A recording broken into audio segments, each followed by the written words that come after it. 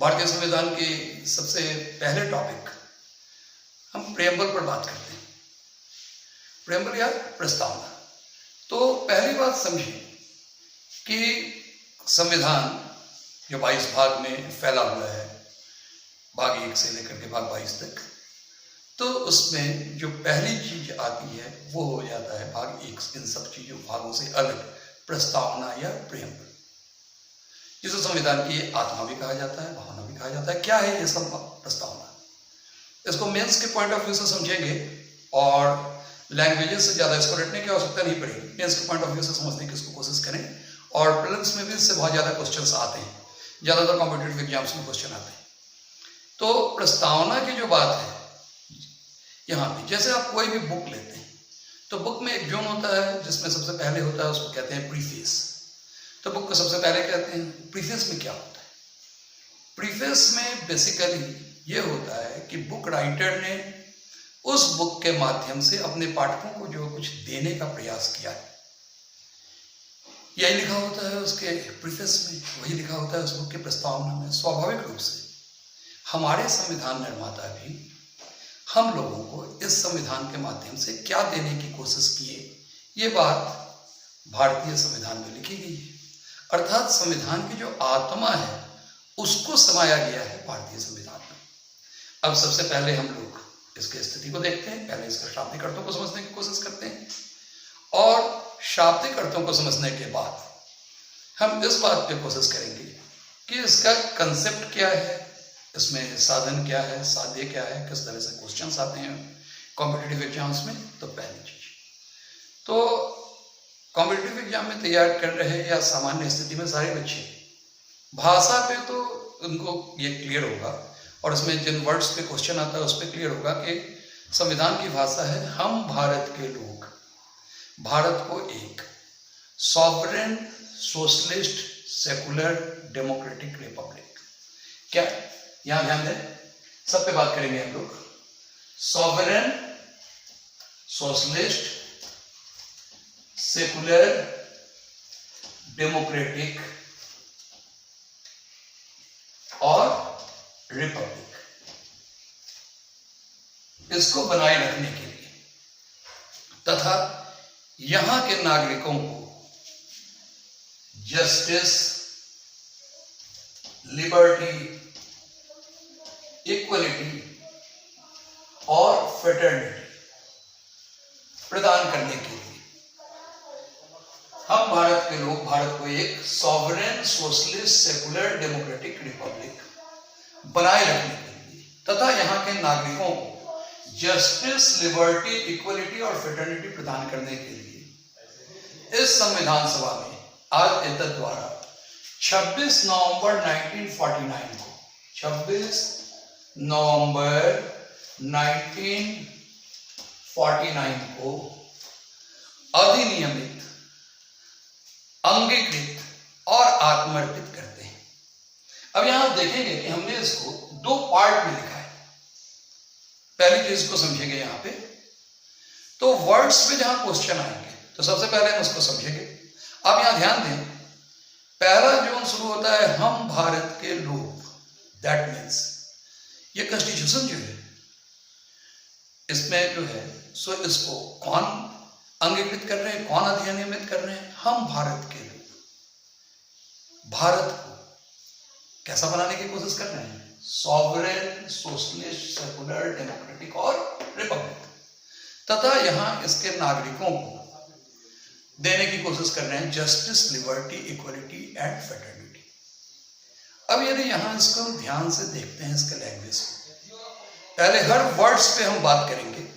अब अगर हम इसको यहां ध्यान से देखने की कोशिश करते हैं तो इसको हम 2 पार्ट में बांट लेते हैं। एक जोन हो जाता है जिसको कहते हैं साधन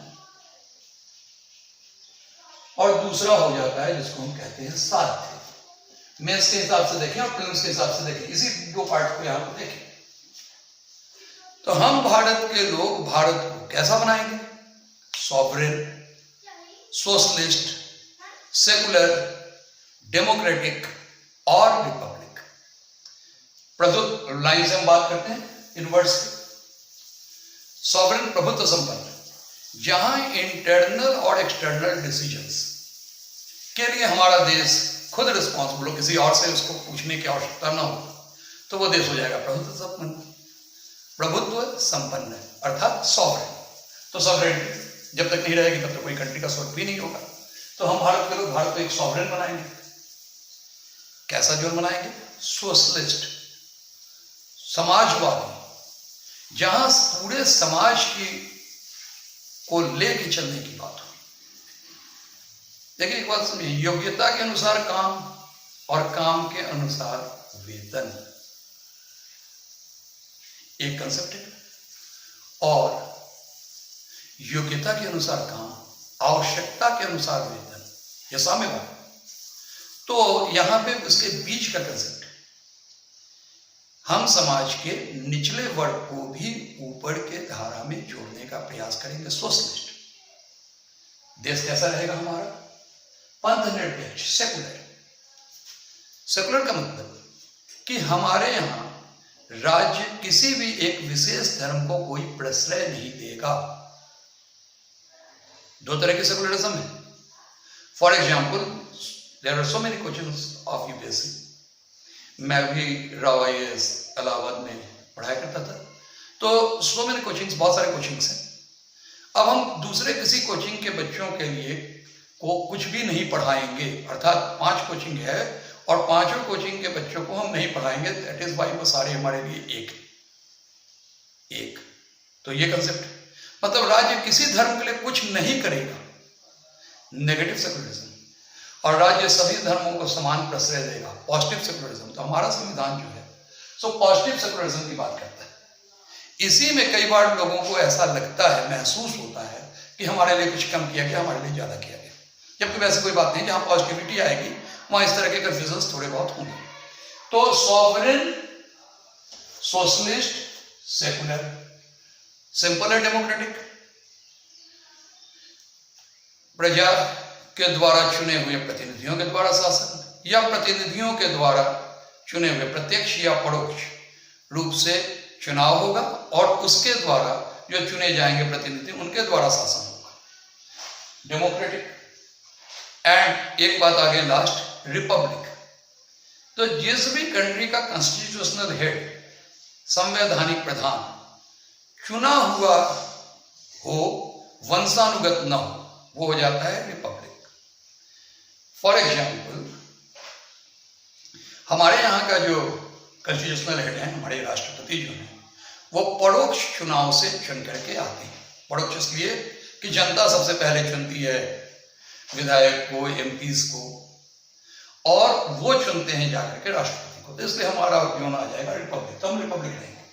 तो इस तरह के देश होगी, हम भारत के लोग भारत को एक सॉवरेन, सोशलिस्ट, सेकुलर, डेमोक्रेटिक और रिपब्लिक बनाएंगे, और यहाँ के नागरिकों को देंगे। क्या देंगे? मतलब ये हो गया साधन। फॉर एग्जाम्पल, किसी को कोचिंग इंस्टीट्यूट आना है, he will come by scooter से आएगा, तो स्कूटर हो गया उसका साधन। और पहुंचना कहाँ है? कोचिंग पहुंचनी है, सिविल सर्विसेज की तैयारी करनी है, तो ये कोचिंग हो गया उसका साध्य, पहुंचना, वहां पर पढ़ना हो गया साध्य।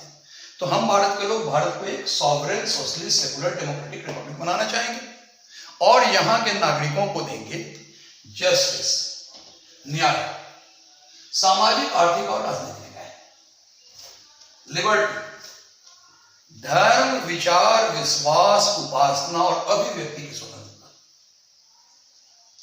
समानता, प्रतिष्ठा तथा अवसर की समानता, और यहां व्यक्ति की गरिमा और राष्ट्र की एकता और अखंडता को बनाए रखने वाला भातृत्व, फेटर्निटी। तो ये यहां के नागरिकों को मिलेगा। क्या? तो ये हो जाएगा साध्य। हम भारत के लोग भारत को एक sovereign, socialist, secular, democratic Republic बना करके यहां के नागरिकों को देंगे justice, liberty, equality and fraternity. तो कैसे न्याय देंगे? सामाजिक न्याय। सामाजिक न्याय का मतलब हो गया समाज के हर वर्ग को एक समान समझना। दैट इज वाई, इसी सामाजिक न्याय के कारण ना, जो समाज में जो पीछे चले गए हैं लोग, उनको समाज की मुख्य धारा में जोड़ने के लिए रिजर्वेशन या अन्य तरह की सुविधाओं को देकर के उनको जोड़ने की कोशिश की जाती है, तो ये सामाजिक न्याय हो गया। आर्थिक न्याय, समान कार्य के लिए समान वेतन। राजनीतिक न्याय, सामाजिक आर्थिक। राजनीतिक न्याय मतलब पॉलिटिकली हर वर्ग को जो है सो इक्वल राइट दिया जाएगा, और अगर ऐसा लगता है कि राजनीति में इस क्षेत्र में महिलाओं की प्रतिनिधित्व सहभागिता कम है तो उनको हम ऊपर डालेंगे, ऊपर ला करके उनके लिए सीट रिजर्व करेंगे, सीट रिजर्व करके राजनीतिक न्याय की करेंगे। तो जस्टिस, लिबर्टी, किन किन चीजों की? धर्म, विश्वास, कोई भी धर्म मान सकते हैं, विश्वास, विचार और अभिव्यक्ति की स्वतंत्रता, एक्सप्रेशन का फ्रीडम ऑफ एक्सप्रेशन। व्यक्ति को अवसर की समानता, सब आदमी को सेम अवसर मिलेगा, और व्यक्ति की गरिमा और राष्ट्र की एकता और अखंडता, दो चीजों को बनाए रखने के लिए भातृत्व है। व्यक्ति की गरिमा और राष्ट्र की एकता और अखंडता को बनाए रखने के लिए भातृत्व। ऐसी चीजों को लेकर के हम लोगों ने एक डेट लिया 26 नवंबर 1949 से 26 नवंबर 1949 से हम संविधान को से हम भारत के लोग अपने आप को अधिनियमित, हम अपने आप को नियम में बांध लिए, अधिनियमित, आत्मअर्पित, अपने आप को भारतीय जनता ने अर्पित किया, आत्मअर्पित और अंगीकृत करते हैं, इसको हृदय से लगा कर रखते हैं। कब से? 26 नवंबर 1949 से।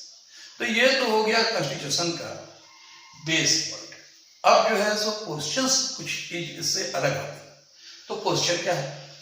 तो पहली चीज ये देखें कि कॉन्स्टिट्यूशन में प्रियम्बल को पार्ट ऑफ द कॉन्स्टिट्यूशन माना जाता है या नहीं। हमने फिर से कहा कि कोई भी बुक में प्रीफेस का मतलब होता है कि वो बुक राइटर अपने बुक के माध्यम से उसको क्या देना चाहता है, आत्मा क्या है, संविधान। तो आप देखें कि 13 दिसंबर 1946 को नेहरू जी ने इसे संविधान सभा में पेश किया था।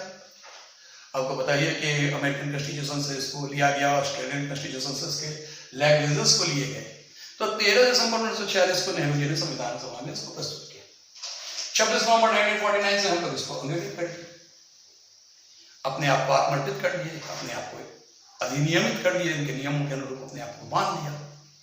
अब परेशानी तब आई जब 1960 में 1916 में बेरूगाड़ी केस में 1916 में बेरूगाड़ी केस में यह कहा गया कि ये संविधान का भाग नहीं और संविधान 1 से लेकर के 22 तक है, इसलिए इसको संविधान के अंग को मानने से इनकार कर दिया गया। स्वाभाविक रूप से अगर संविधान का अंग ही नहीं है तो इसमें जो है अमेंडमेंट का अधिकार नहीं है। अंग की बात क्यों आई उसमें जी हाँ, अमेंडमेंट का राइट है कि नहीं। इस स्थिति को 1973 में 1973 में केशवानंद भारती बनाम केरल सरकार वाले केस में इस स्थिति को फिर बहाल कर दिया गया और इसे कहा गया कि यह संविधान का पार्ट भी है, संविधान की आत्मा भी है। स्वाभाविक रूप से यह संविधान की आत्मा आ गई, संविधान की स्थिति बदल गई कि अब प्रियम्बल जो है so part of the constitution माना जाने लगा। अब उस स्थिति के पश्चात आपको पता है कि 42nd अमेंडमेंट जो श्रीमती इंदिरा गांधी के काल में हुआ था, जिसको ऐसा कहा जाता था कि ये मिनी संविधान ही उन्होंने बनाया था। 42वां संवैधानिक संशोधन बड़ा ही इंपॉर्टेंट संवैधानिक संशोधन था और 42वें संवैधानिक संशोधन पर कभी मैं एक डिटेल क्लास कर दूंगा, आप इसको सब्सक्राइब कर लेंगे और बेल आइकन दबा देंगे। जब कभी भी इस तरह का वीडियोस बनेगा तो वो स्वतः आपके पास चला जाएगा। तो 42वें संवैधानिक संशोधन में 1976 में इसमें 2 वर्ड जोड़े गए। क्या क्या जोड़े गए? 3 वर्ड, यहां ध्यान दें। पहला सोशलिस्ट, समाजवादी, सेकुलर, और व्यक्ति की गरिमा थी वहां राष्ट्र की एकता और अखंडता, राष्ट्र अखंड है। बहुत सारी चीजों की आवश्यकता पड़ी। इसमें फंडामेंटल ड्यूटीज भी 42वें संवैधानिक संशोधन में ही जोड़ा गया। तो राष्ट्र की एकता और अखंडता में अखंडता वर्ड को जोड़ा गया यहां पर। तो 42वें संवैधानिक संशोधन में 3 वर्ड जोड़े गए थे, सोशलिस्ट, सेकुलर और अखंडता, राष्ट्र की एकता, अखंडता। तो इसको जोड़ने की आवश्यकता पड़ी थी। तो इसके बाद हमारा कॉन्स्टिट्यूशन जो है में एक ही संवैधानिक संशोधन हुआ है तो यहां भी आप समझेंगे, फिर इसको समझने की कोशिश करने, एक बार लास्ट इसको समाप्त करते हैं कि हम भारत के लोग भारत को एक कैसा सा देश बनाएंगे? Sovereign, socialist, secular, democratic and Republic, और यहां के नागरिकों को देंगे justice, liberty, equality and fraternity. इसको प्रदान करने के लिए 26 नवंबर 1949 से अधिनियमित, आत्मर्पित और अंगीकृत करते हैं। केसेस पे याद रख लेंगे, बेरुवाड़ी केस, केशवानंद भारती केस 1960 का, 1973 का, और 3 वर्ड जुड़ा गया है, सोशलिस्ट, सेकुलर और राष्ट्र की एकता के साथ अखंडता। ठीक है, तो इसी तरह से इस कंसेप्ट से अगर आप यहां पर समझेंगे तो ओवरऑल जो है सो आपका जो क्लियर हो जाएगा। Thank you.